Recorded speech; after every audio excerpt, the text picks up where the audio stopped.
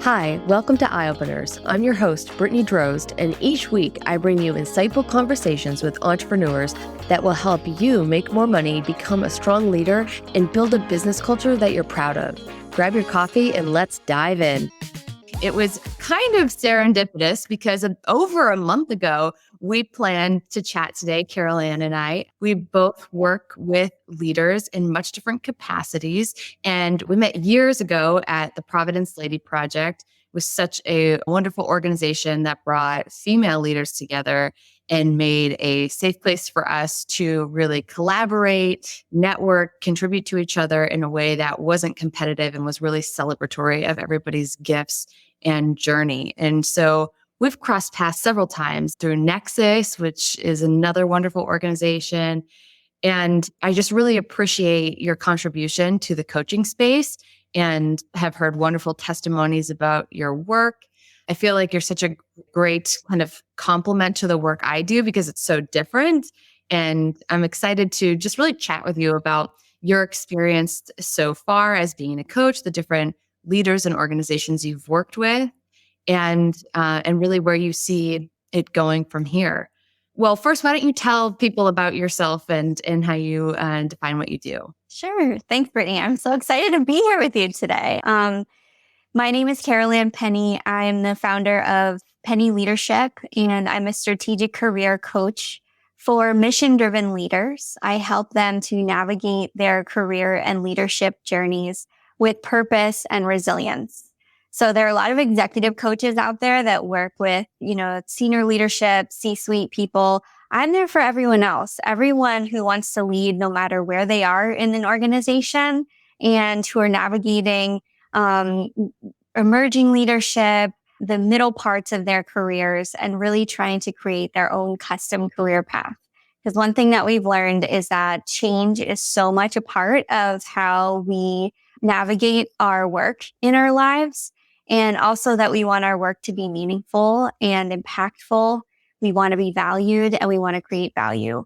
And so I help people to really think about what would be fulfilling for them, where they want to plug in so that they can make intentional choices and really be the leaders of their own career paths. Wow. Beautifully put. I see that all the time, especially on LinkedIn. I don't know what it is about being a coach on LinkedIn, but I have like a million other coaches who reach out to me. But I see so many people focused on that C-suite and that top level of leadership. And that's like a very small percentage of folks. And you're right. Like how about coaching people on how to get there? Even having that be the end goal, but just like developing yourselves along the way. Exactly. I get a lot of messages on LinkedIn from people who want to help me grow my coaching business to 6 figures. And so just like with that, there's sort of this obsession with growth for growth's sake. And I think a lot of people feel this pressure in their careers as well to just keep that linear trajectory going, like forward and up as fast as possible. But the work that I do is really about, and you too, helping people to figure out what is meaningful, what not just bigger, but better, and be really strategic about the ways that you want to grow, because it's not necessarily about forward and up. It's about aligning with what matters to you most. Totally.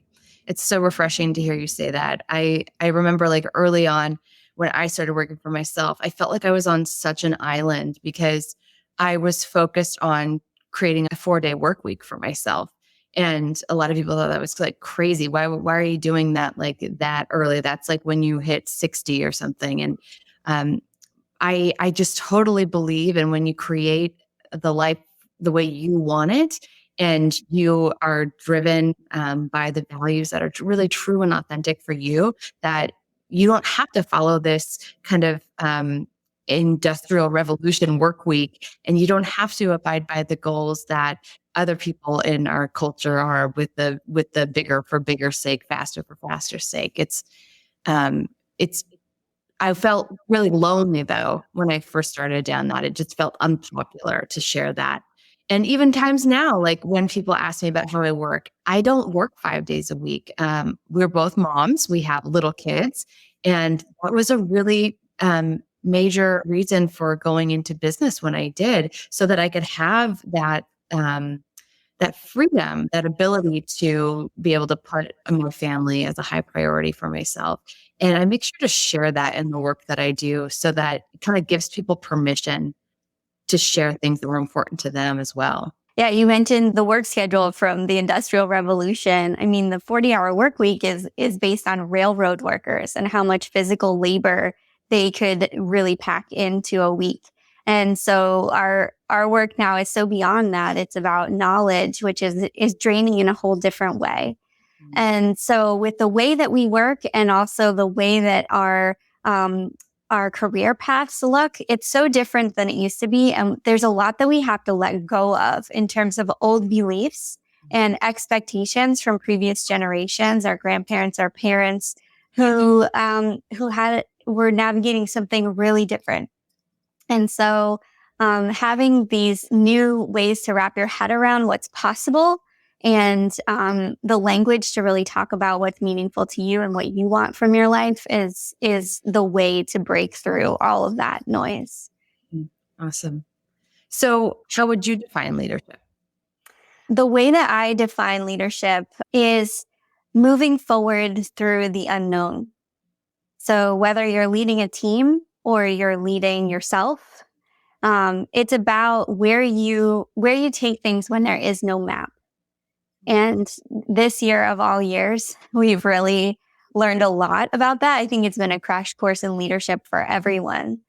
Often when I talk with my clients about leadership, they're hesitant to own that title because they think of leadership as formal authority, especially having direct reports. Like I supervise someone, therefore I'm a leader. But I believe that we're all leading. We're all practicing leadership.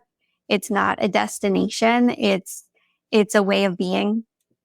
And so it's all about how you show up when there is no map and when you don't know, what's next. What are you made of in that moment?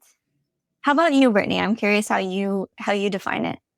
Yeah, I define it a little differently. And you're right. I think about it much outside of that lens of a kind of command and control, direct reports, view, which I really think when you hear that word leadership, I do think people go that direction, like they think about a corporate work environment. But I see myself as a leader in my family, helping everybody kind of achieve the highest good for themselves. And what does that look like? As somebody who has a utilitarian perspective in mind, what's the greatest good we can achieve for the most amount of people, whether that's an organization, a community.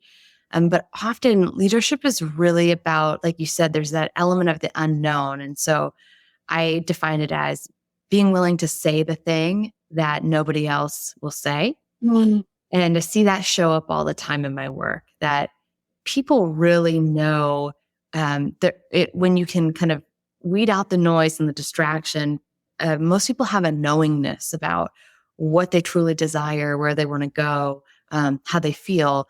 But there is a block between knowing that and being able to live it fully and experience it.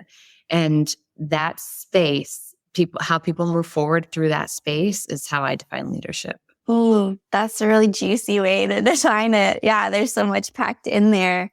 That inner knowing that you talk about, I so appreciate that. And I think you talk about the block between feeling it and speaking it, but I also think there's a block in accessing it because we've been taught through education, through our society, whatever, to look for answers outside of ourselves. Mm-hmm. And so, especially when I'm talking with people about their leadership styles, often there are these quizzes that you can take that like you're one of 6 types of leaders. Mm-hmm. And so we look to those to tell us who we are. But we know who we are. It's just a matter of how can we rebuild that trust with ourselves and access that kind of inner knowing. And that starts with values, which you brought up. And so really uncovering those and bringing them out to clarify what they are, to define them. And that helps. It helps you to have the words to be able to speak things and share things outwardly. Totally. I also find that having those values helps with decision making because there's so many times where something tough is happening. I mean, 2020 is such a perfect example of this. unexpectedly, out of the blue, huge cause for having to evaluate, where do I go next? And I saw so many people kind of spinning in overwhelm, seeing what other people were doing.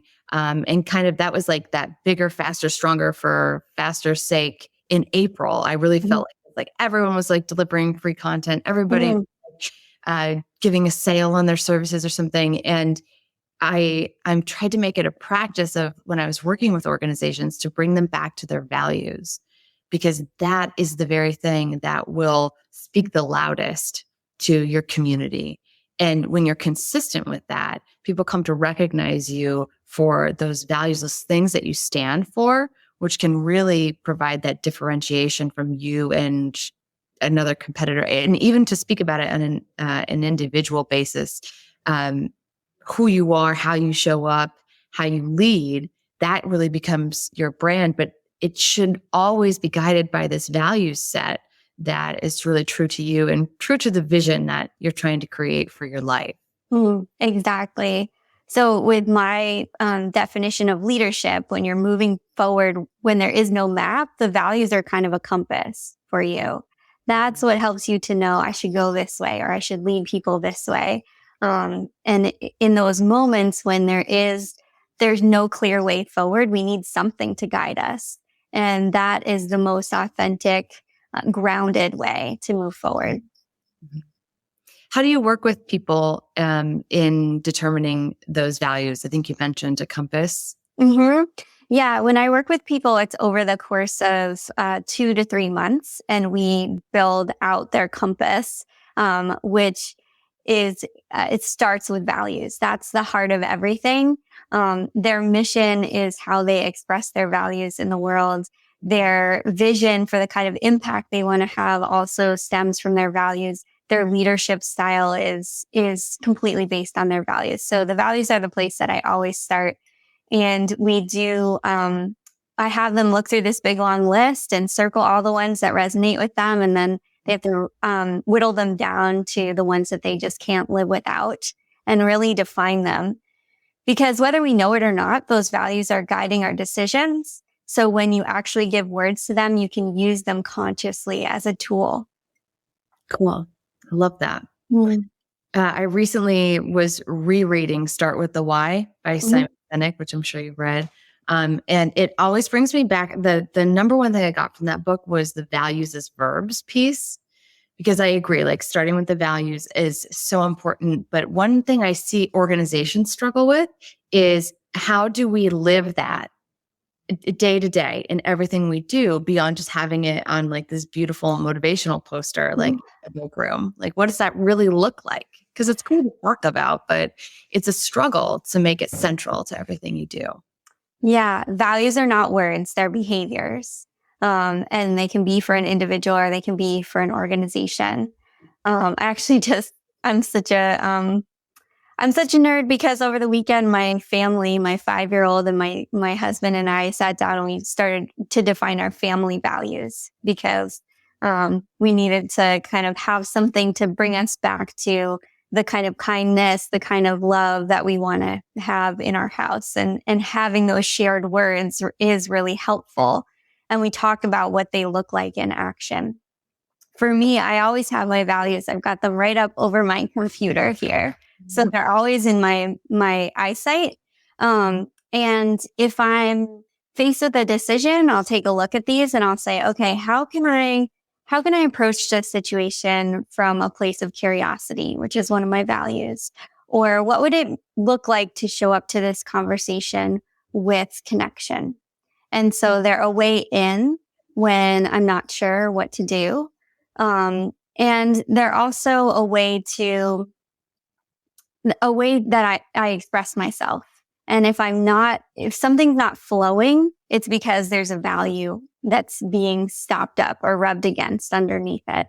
And so coming back to these, if something's feeling off or if I'm feeling nervous about an interaction or anything like that, I look at these and they can be a guide to me to show like what's really going on. So, this conversation isn't I'm worried about it. What is it that I'm worried about? Oh, well, I don't feel connected to this person. So how can I, foster that in this conversation? So actually looking at them and using them on a regular basis, not just like having them on the wall and checking off the box and saying, yep, we did that. We have values. That's not what they're for. They're for living. Mhm. Right. Yeah. So you're not alone. We're like a total nerd family too. And I'm big on, I like to start with vision and not from like a mission vision place, but like actually when I start by asking people like a miracle question, like if you could have every like existing thing solved in your life and it would be exactly as you would love your life to be, what does that look like when you first wake up? And I have people kind of describe their day, just like an average Wednesday, but living this like the way that they are striving for. And from there, as they start to describe things, it becomes really clear what they value, and then obviously ask for clarity and concreteness to ensure it's the same as I'm hearing it. But that is how I like to like reverse engineer it as what it looks like as they play it out.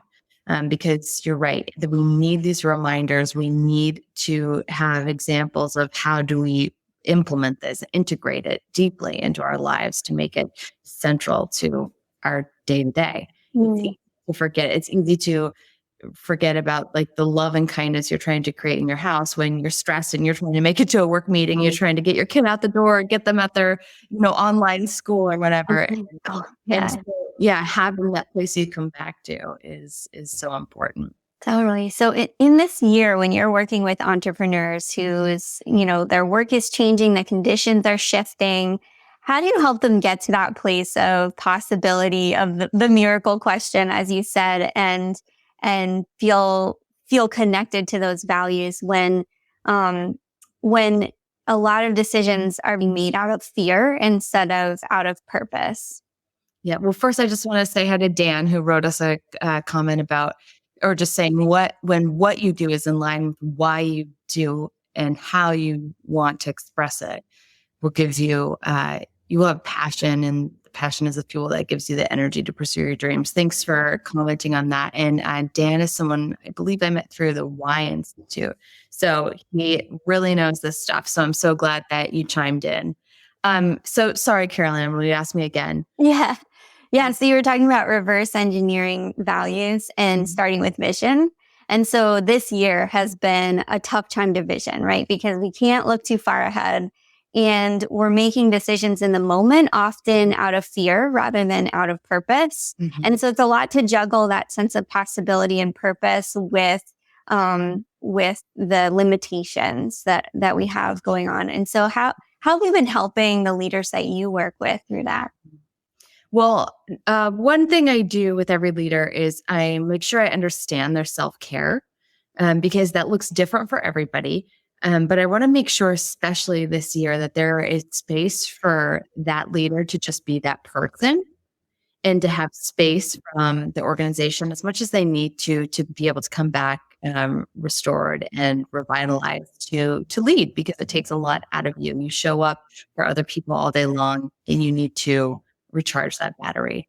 I found that fear was really taking over. It was leading to increase in anxiety, cortisol. So restoration really became a big part of how I was helping people. But when fear takes over, I try to help people work through their worst fear.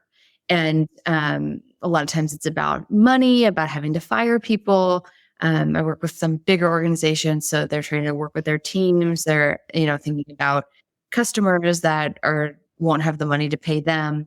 And we work through some of the worst fear and try to come up with, in that situation, let's say you lose your biggest account, what do we do? How should we manage it moving forward?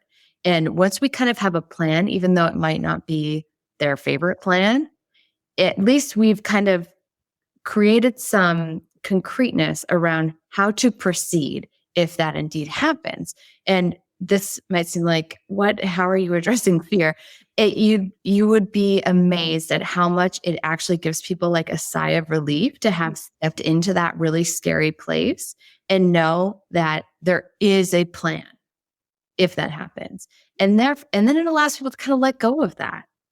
It's like when you are juggling like a to-do list in your head and then you write it down, and that like relief you feel of, oh my gosh, like I don't have to hold all that. Because I feel like so much of leadership this year has been lonely. There's no map. There's no guide to tell you what to do in the middle of a pandemic. When I work with a lot of service-based organizations, so there's tons of people. They are based on interaction and providing a service. And how do you do that right now? Right. So when fear takes over, I walk people through their worst fear. And there's a tremendous amount of relief that can come. And then I ask people a question: what if it were easy? What would you do? How would you move forward? What decision would you make right now if you knew it would be easy to implement that or to get that done? And the way people think about it, because I know even for myself, I have that reminder up on my little digital pin board here. I sometimes get stuck and thinking like, oh, we were talking about this before we went live, right? I'm like, oh my gosh, now I've got to get all these people lined up for LinkedIn Live because, I don't want them to take it away from me. What if that were easy? What if it just meant I sent out 5 messages and I had 5 people who wanted to come on and do a chat with me? And that changes the weight of like having to do that work. It's easy now, and then I'll just move on. Even just hearing that question makes me feel like, because I think I talk with a lot of people about the beliefs about work that they grew up with in their homes. And I think a lot of us are still holding on to those. And a big one that I hear from a lot of people is work is hard. Mm-hmm. You got to work hard. You got to do it. And it's a necessary evil, or you got to put the effort in, or you got to keep going no matter what.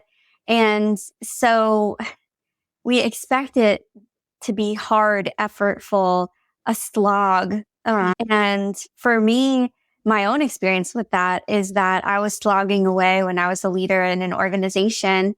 And I woke up every morning, and on paper, I was very successful, but it didn't feel good. It felt like a slog. And so is that really success? It can't be. Success would feel good. And so I love that question about what if it were easy, because just because we're doing work doesn't mean it has to be hard. When I work with people to understand their values and what their strengths are and the kind of impact they want to have, it's like they move from swimming upstream to moving with the current. Mm-hmm. And there's an ease to that because you're more aligned with the natural fuel, which Dan brought up, that gives you energy and motivation instead of, climbing up a hill, essentially. I love that visualization. It is just makes so much sense. I think about like the salmon, when you see them like, it's like so much work. And there's like a bear like trying to get you like at the same time. It's so much easier to just go downstream and just like stay, with the current and just flow. Yeah. And like swim and enjoy. Yeah. One precious life here. And that doesn't mean you have to quit your job and start your own business. It means getting clear on the kind of skills that give you energy and motivation, what your dreams are, because once you start naming those, you can find ways to, job craft, to tweak your job, or to think about things differently to align better. It doesn't mean that you have to, change species entirely. You can't be a salmon anymore. But there are small and big ways to align with the current. Awesome. One question you brought up, which I would love to ask you, is what are your superpowers in this space, and how do you help people?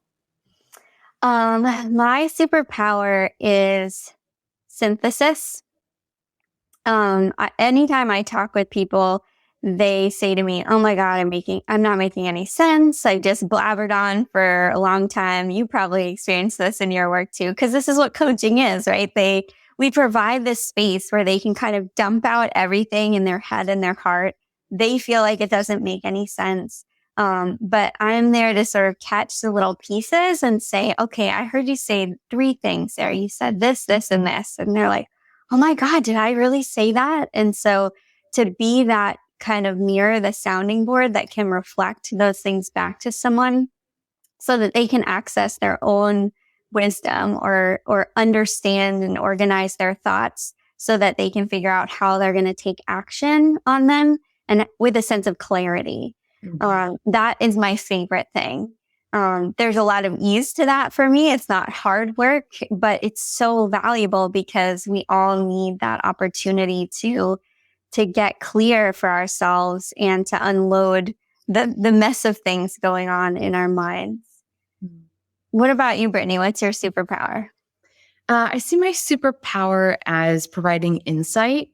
So I got my start as a psychologist and did a lot of listening and learning tools like that for communication, helping people see what might not be easy to see for them. And um, that often happens in my work where we're having a conversation about um, like what got somebody there and why it might not be working anymore. And in that space, through that exploration of where they're at, where they're trying to get to, I love to dive into that gap of where they're at, where they're trying to go, and pull out maybe what worked that got them to this place, but is probably holding them back now, future success. And when you can create that kind of insight for somebody, even just a small, small thing. The other day, I spoke with somebody about the nature of a relationship that two employees were having. And I just reframed it as this kind of like emotional relationship. And the leader was like blown away and was like, oh my gosh, I didn't think about it that way. The implications of this, the way it's changing the environment for other people and the culture and how that's impacting work. It really, in a moment, I love how you can create that and it changes the way people see things forever. And that's the focus when I first start meeting with people of how do we create these moments of insight that can really change what's possible. Yeah. I mean, when we talk about leadership and growing as leaders, so much is about specific skill building. But I've learned more and more that those mindset shifts can change everything. And talk about letting it be easy. It's not like you have to learn this whole new thing and master it. It's just the way that you frame it in your mind just shifts. And so you can see the problem differently, or you can see the opportunity differently and a different way into it. So that's so valuable that you offer those moments to people to really gain that insight. Thank you. So what's ahead for you? So this infamous year of 2020 is coming to a close, and I'm certain you're already looking ahead. What's up there for you? Yeah, well, right now, so many people are asking big questions about their careers, whether they've been laid off or their workflow just looks really different than it has been before. They're asking, is this what I want to be doing? Is this what my skills are? When the office opens up again, do I really want to be there?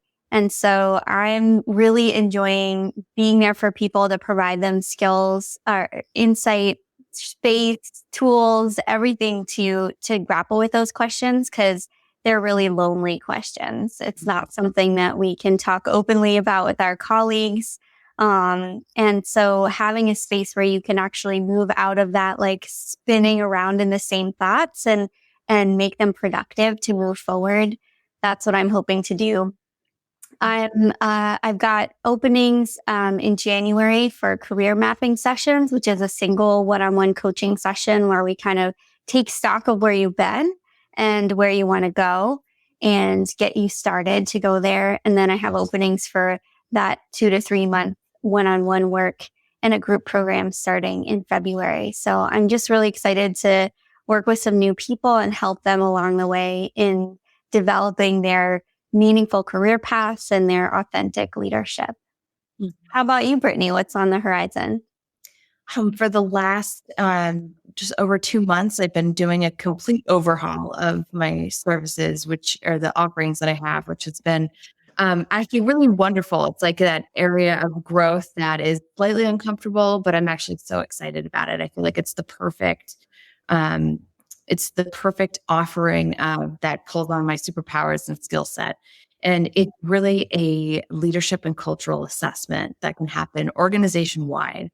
And that it gives the leader the space to dive in, like you said, and explore and look for insights and grow their skills and tools that they use to really lead an organization, but to also get a really great temperature reading on how is their team doing, how are they feeling about their work in the organization and the values, and how is the organization living in that. And then I get to stay on and work through the first phase of implementation with organizations, which is so important to me. I feel like there's so many things out there that it's like, here you go. Like, here's the strategy, make it yours. Or, here's this book about what you should do. And the questions really come up when you're first trying these new things. And so I've really shaped it to be on board and make it a success. That's fantastic. I love that you work with the leaders and the whole organization, because those things go so much together, and really integrating those insights to help them take root and to actually hold, with you as a coach, and being able to work through all the little ways that they play out in a particular organization. I can see that being so valuable. Yeah. Thank you. So how can people reach out to you if they have questions about anything you've spoken about today, if someone's watching this later on? Yeah. They can connect with me on LinkedIn. They can follow me at Carol Ann Penny. My website is pennyleadership.com. And I have a newsletter that I send out twice a month with some thoughts and tools on different parts of your career and leadership journey. So that's the best way to stay connected. And I hope to be doing more things like this and keep the conversation going with you, Brittany.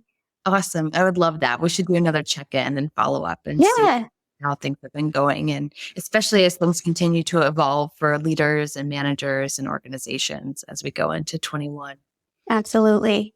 Well, thanks so much for joining me on this first live broadcast. It's been so much fun to chat with you. You have so much great wisdom and knowledge to share with everyone. So thanks again. Thanks. Likewise, Brittany. Thanks for joining us this week on Eye Openers. Make sure to visit brittanydraws.com/podcast for this week's show notes. And if you found value in today's episode, I would so appreciate you giving us a rating on Apple Podcasts or share it with a friend. Also, don't forget to subscribe on Apple Podcasts, Spotify, Stitcher, or wherever you get your podcasts. This all helps to support the show.